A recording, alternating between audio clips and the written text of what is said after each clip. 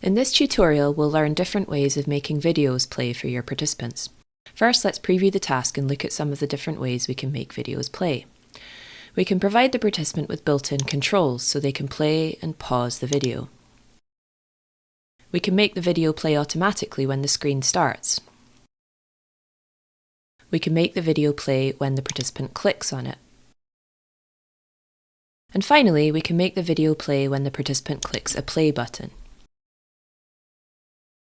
To see how these have been set up, let's take a closer look at each of these displays.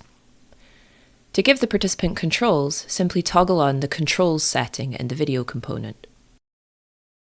To make the video play automatically when the screen starts, add a Trigger Active component to the same object as your video component. Set the trigger to Screen Start and the action to Activate. Note that some browsers restrict autoplay, so it's safer to have the participant click the mouse to start the video. To make the video play when the participant clicks on it, add a Click to Activate component to the same object as your video component. Finally, let's see how to create a play button for the participant to click to start the video. The play button object consists of a button component with the label play and a click response component recording the response play. Add a Trigger Active component to the same object as your video component.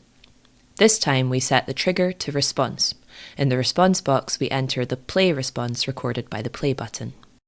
We then set the action to activate. This will play the video when the participant clicks play.